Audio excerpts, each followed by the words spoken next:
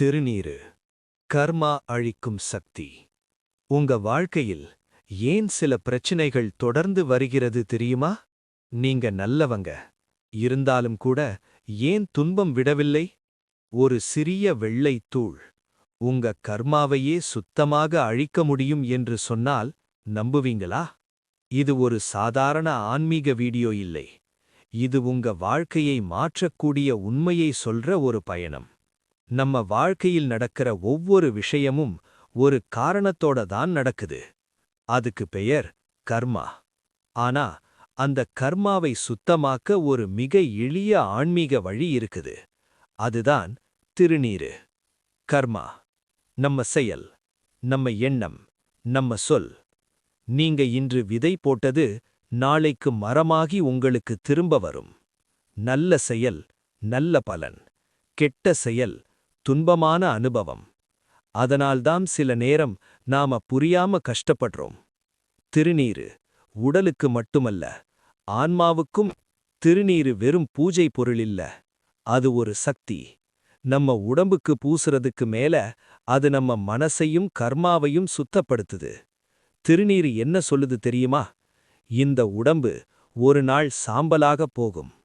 அந்த உணர்வு வந்தா அகங்காரம் குறையும், பாவம் குறையும், கர்மா அழியும். 3 வழிகள். திருநீறு சரியான முறையில் பயன்படுத்தினா பக்தி, மனசு தூய்மையாயிருக்கும்.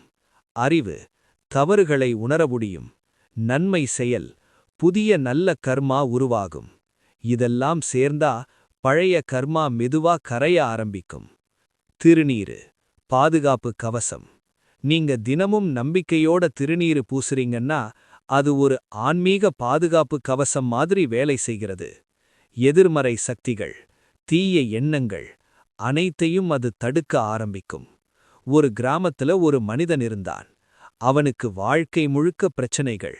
வியாபாரம் சரியில்லை, வீட்டில் அமைதி இல்லை, எதுவும் அவனுக்கு நன்றாக போகவில்லை. ஒரு நாள் அவன் ஒரு பெரிய சந்நியாசியை சந்திக்கிறான்.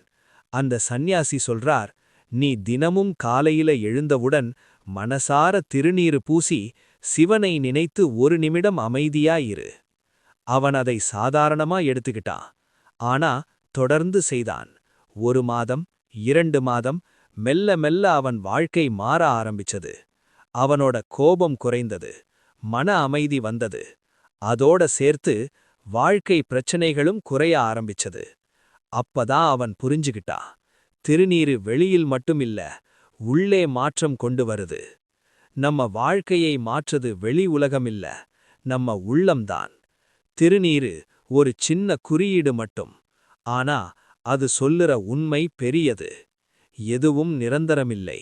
அதனால் நல்லவங்களாக வாழ். நீங்க உங்க மனச சுத்தப்படுத்த ஆரம்பிச்சிங்கன்னா கர்மா தானாகவே கரைய ஆரம்பிக்கும். இன்று முதல் திருநீறு பூசும்போது ஒரு விஷயம் மட்டும் நினைத்துக்கோங்க. நான் என் பழைய கர்மாவை விடுறேன். நான் ஒரு புதிய நல்ல வாழ்க்கையை உருவாக்குறேன். இந்த வீடியோ உங்களுக்கு பிடிச்சிருந்தா ஒரு லைக் பண்ணுங்க. உங்க நண்பர்களோட பகிருங்க. முக்கியமா நான் மாற்றமாகிறேன் என்று கமெண்ட் பண்ணுங்க. இது ஒரு வீடியோ இல்ல, உங்க வாழ்க்கை மாற்றத்துக்கு ஒரு முதல் படி. நன்றி.